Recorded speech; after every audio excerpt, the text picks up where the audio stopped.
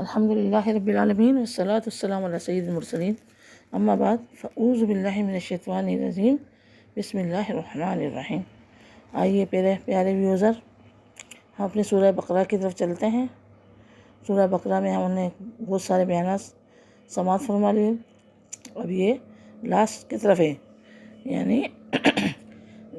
پارہ 3 سورہ بقرہ آیت نمبر 282 پر کچھ کلام ہوگا۔ اس کے اندر شہادت یعنی گواہی، شہادت کہتے ہیں گواہی، ایک شہادت ہوتی ہے شہید ہونا، انتقال ہونا، تو یہاں گواہی والی شہادت کا تذکرہ میں آپ کی خدمت میں عرض کروں گی۔ تو آئیے جلدی جو ہے سبسکرائب کریں، آگے لائک شیئر بھی کریں، اور میری غلطی پائیں تو میری اصلاح فرمائیں، کمنٹ میں بتائیں، انشاءاللہ تعالی میں آئندہ بیان میں اس کو درست کر لوں گی۔ آیت نمبر 282 میں سورہ بقرہ میں اللہ تعالیٰ کیا ارشاد فرماتا ہے؟ اے ایمان والو، جب تم ایک مقررہ مدت تک کسی دین کا لین دین کرو تو اسے لکھ لو، اور چاہے کہ تمہارے درمیان کوئی لکھنے والا ٹھیک لکھے اور لکھنے والا لکھنے سے انکار نہ کرے، جیسا کہ اسے اللہ نے سکھایا ہے تو اسے لکھ دینا چاہیے، اور جس پر حق آتا ہے وہ لکھتا جائے، اور اللہ سے ڈرے جو اس کا رب ہے، اور حق میں سے کچھ رکھ نہ چھوڑے۔ پھر جس پر حق آتا ہے اگر بے عقل یا ناتواں ہو یا لکھا نہ جا سکے تو اس کا ولی انصاف سے لکھائے اور 2 گواہ کر لو۔ یعنی یہ دیکھو، یہاں 2 گواہ کے بارے میں بتایا جا رہا ہے اپنے مردوں میں سے۔ پھر اگر 2 مرد نہ ہوں تو 1 مرد اور 2 عورتیں، ایسی گواہ جن کو پسند کرو کہ کہیں ان میں سے ایک عورت بھولے تو اس ایک کو دوسری یاد دلا دیں، یعنی 2 عورتیں اور 1 مرد، اور گواہ جب بلائے جائیں تو آنے سے انکار نہ کریں، اور اسے بھاری نہ جانو کہ دین چھوٹا بڑا، اس کی میعاد تک لکھ لو، یہ اللہ کے نزدیک زیادہ انصاف کی بات ہے۔ اس میں گواہی خوب ٹھیک رہے گی، یہ اس سے قریب ہے کہ تمہیں شبہ نہ پڑے، مگر یہ کہ کوئی سردست کا سودا دست بس نہ ہو تو اس کے نہ لکھنے کا تم پر گناہ نہیں۔ اور جب خرید و فروخت کرو تو گواہ کر لو، اور نہ کسی لکھنے والے کو زر دیا جائے نہ گواہ کو، نہ لکھنے والے کو زر دے نہ گواہ کو، اور جو ایسا کرو تو یہ تمہارا فکس ہوگا کہ اللہ سے ڈرو، اور اللہ تمہیں سکھاتا ہے، اور اللہ سب کچھ جانتا ہے، بے شک میرا رب سب کچھ جانتا ہے۔ تو اس میں ہمیں حکم دیا جا رہا ہے لکھنے کا، حالانکہ اس زمانے کے اندر لکھنے کا اتنا رواج نہیں تھا، یعنی جب 1400 سال پہلے میرے آقا علیہ الصلوۃ والسلام دنیا میں تشریف لائے، پھر ان پر وحی آئی، انہوں نے احکام اللہ کے پہنچائے، تو اس طرح جو آج کا مروجہ رواج ہے لکھنے کا، اس طرح کا رواج نہیں تھا، یعنی جو ہے پتوں پر، ٹھکریوں پر، کوئلوں پر کچھ نہ کچھ وہ چیزیں لکھتے تھے، تو اس طرح اب جیسے جدید دور آتا گیا، ایڈوانس دور آتا گیا، ہر چیز میں جدت آتی گئی، ہر چیز میں خوبصورتی آتی گئی، پھر یہ پتوں سے، کوئلوں سے، ٹھکریوں سے، جانوروں کی ہڈیوں سے پھر یہ صفحات کی طرف منتقل ہوا، یعنی کاغذ بنا، پھر کاغذ پہ لکھا جانے لگا، پھر مزید پرنٹنگ ہونے لگی، پھر پریس بن گئے، پھر چھپائی ہو گئی۔ ہاں، تو یہاں پر اب ہمیں حکم دیا جا رہا ہے کہ بھائی لکھ لو۔ آج کل جدید دور ہے، اگر نہیں لکھ سکتے تو اپنے وائس میں بیان ریکارڈ کروا دیں کہ بھائی ہم گواہ ہیں اس چیز کے، تو یہ معاملہ ہوا ہے۔ تو گواہی بہت اہم ہوتی ہے، گواہی بہت اہم ہوتی ہے، جبھی تو ججز عدالتوں میں گواہی کو لازم و ملزم قرار دیا جاتا ہے کہ گواہی کے اوپر سزا بھی ہوتی ہے، گواہی کے اوپر معافی بھی مل جاتی ہے۔ تو یہاں پر اللہ تبارک و تعالیٰ صراط الجنان سورہ بقرہ میں بہت کچھ فرما رہا ہے،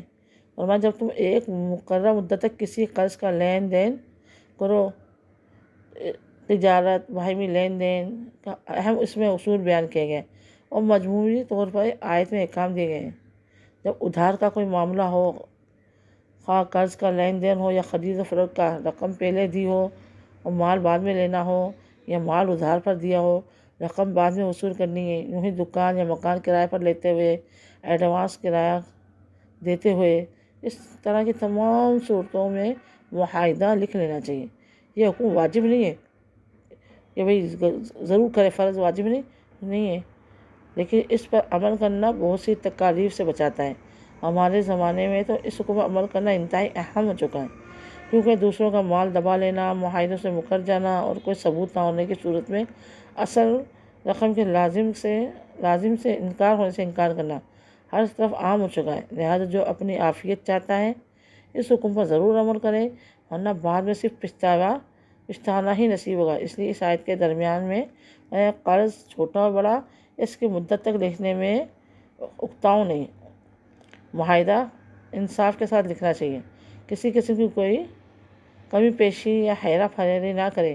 ان پڑھ آدمی کے ساتھ اس چیز کا زیادہ اندیشہ ہے۔ ایک تو ان پڑھ آدمی کے ساتھ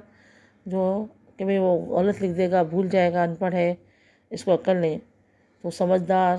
عقل والے، شعور والے، باشعور سے لکھوانا چاہیے، پڑھا لکھا بھی ہو، باشعور بھی، عقل بھی ہو، وہ دوسرا ہیرا پھیری نہ کرے۔ بعض لوگ جو ہوتے ہیں لکھنے کے اندر جس کو پسند کرتے ہیں، جو اس کا رشتہ دار یا دوست احباب ہوتا ہے، تو اس کی طرف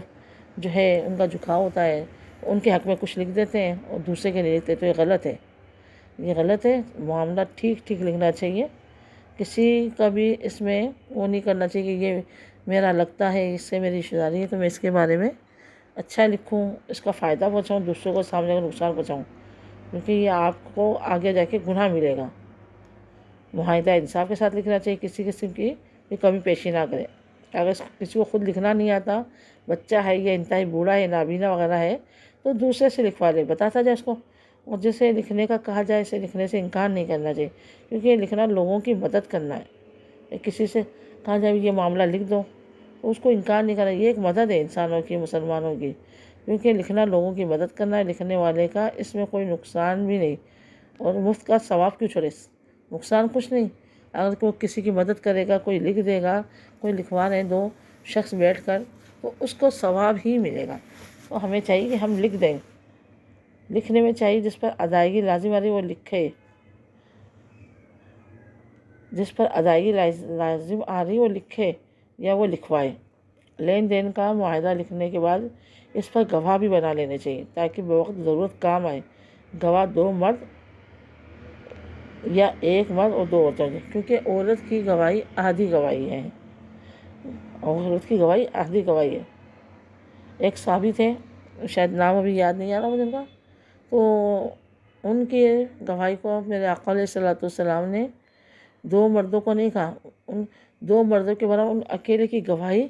قرار دیا، کیونکہ انہوں نے آقا علیہ الصلوۃ والسلام کے بارے میں گواہی دی تھی۔ وہ میرے آقا علیہ الصلوۃ والسلام نے فرمایا تھا ان کی گواہی 2 مردوں کے برابر میں ہے۔ تو یہ میرے آقا علیہ الصلوۃ والسلام کو پتہ چلا کہ اللہ تعالیٰ نے اختیارات دیا تھا، حالانکہ قرآن میں ہے یا تو 2 مرد ہوں اور یا 1 مرد ہو تو 2 عورتیں ہوں گواہ کے لیے، لیکن وہاں ان صحابی رضی اللہ تعالیٰ کی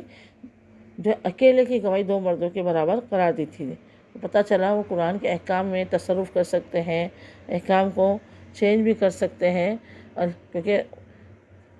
اللہ کے محبوب ہیں، اللہ نے ان پہ قرآن نازل کیا، انہی کی وجہ سے قرآن نازل کیا، تو وہ چاہیں تو کر سکتے ہیں۔ ہمارے آقا علیہ الصلوۃ والسلام، ہمیں حکم نہیں ہے کہ ہم ایک آیت، ایک ہر جو ہے لفظ بھی آگے پیچھے کریں، جو لکھا ہے وہ ہمیں بیان کرنا ہوگا، وہی پڑھنا ہوگا، اسی پہ ہمیں عمل کرنا ہوگا۔ اگر کوئی ہم دیں کوئی چیز تو اس کو لکھ لیں، تنہا عورتوں کی گواہی معتبر نہیں، خواہ 4 ہی کیوں نہ ہوں، یعنی عورتوں کی جو ہے تنہا نہیں، ان کے ساتھ ایک مرد لازمی ہوگا۔ گواہ کے لیے آزاد ہونا، عاقل ہونا، بالغ ہونا، مسلمان ہونا شرط ہے۔ کفار کی گواہی مقبول نہیں، کفار کی گواہی صرف کفار کے حق میں ہی مقبول ہے۔ ہاں، ایسی عورتیں ہیں جہاں پر صرف عورتیں ہی گواہی دے سکتی ہیں، مرد کی حاجت نہیں ہے، جیسے بچہ پیدا ہوتا ہے تو وہ بتائیں گے کہ ہاں بھائی اس کے بیٹا پیدا ہوا، بیٹی پیدا ہوئی ہے، یہ معاملہ ہوا،